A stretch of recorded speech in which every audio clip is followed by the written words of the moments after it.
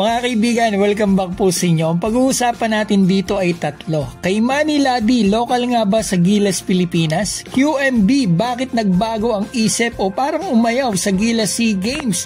At pag FIBA rules mga kaibigan, ilan kaya matitira o matatanggal sa lineup natin at sino magandang ipalit? Greg Slaughter? Kobe Paras? Tara kaibigan, pag-usapan po natin.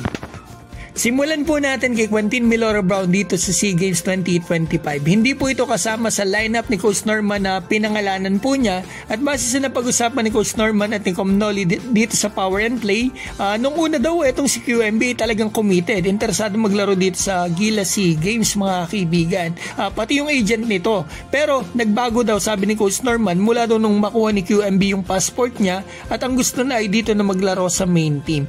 Kaibigan, na nakikita kong dahilan talaga dyan na parang nagbago isip nila QMB at ng agent niya ay magkasunod po kasi yung schedule ng Gilas World Cup qualifiers doon sa Guam at yung games po dito sa SEA Games. Isang linggo lang talaga ang pagitan mga kaibigan. At yung isa pa mga kaibigan, wala pong FIBA break dito sa SEA Games.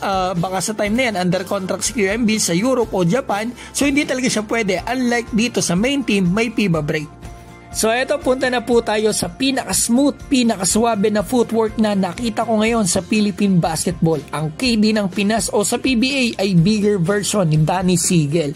Kay Manny Ladi ang kanyang pangalan, kasama po ito sa Final 12 ng Gilas SEA Games. Pero kung mag-FIBA rules mga kaibigan, ito kayang si kay Manny ay lulusot o hindi? Mga kaibigan, ang sagot, unfortunately, hindi po siya makakalusot as local kung FIBA rules. Base po sa usapan ni Coach Norman at ni Sir ang mga matatanggal sa lineup natin na ito base sa passport rule kung mag-FIBA rules ay sila Jason Brickman, Remy Martin, Mike Phillips, Ange Kwame or Brownlee at kay Manny Ladi. So hindi siya nakakuha ng Philippine passport before mag-16. Sayang naman mga kaibigan. Pero ang tanong, kung sakali mang matapyas yung lima na yan dahil mag-FIBA rules, kasi alam ko parang strategy yung ginagawa ng Thailand dito sa pag-ipit ng rules, maganda sana yung best available syempre. Eto si Greg Slaughter, malamang makuha to mga kaibigan kasi nagsabi na siya dito kay Coach Norman at eligible siya as local. At sinabi pa ni Coach Norman kung sakali man daw mag-FIBA rules, eto tatakbo siya dito sa MPBL. Andiyan naman po mga kaibigan si Mark Pingris, Enzo Serrano, J.O. Chubic, Manuel at marami pang iba mga kaibigan. Pero ongoing ang MPBL, so doon kukuha sa mga laglag ng teams. At para sa akin, at sana kasama din sa player pool 70 to 80 players na pinasa nila sa SEA Games, si Kobe Paras.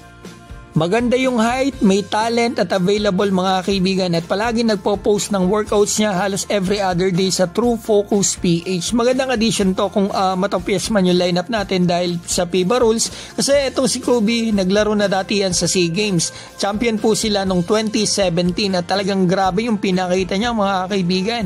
I'm sure naman hindi tatanggi itong si Kobe sa tawag ng national team. Magandang pagkakataon din ito para sa kanya na maging yung kanyang rhythm at confidence. Kasi alam naman natin ilan taon po siya nagpahinga. Ikaw kaibigan, kung ikaw po ang tatanungin, gusto mo bang makita o deserve ba ni Kobe mapasama dito sa SEA Games ng Gilas? Mag-comment po kayo sa baba at babati muna ako habang pinapanood nyo yung mga nagsan sa akin ng mga highlights na mga viewers ko din po dito.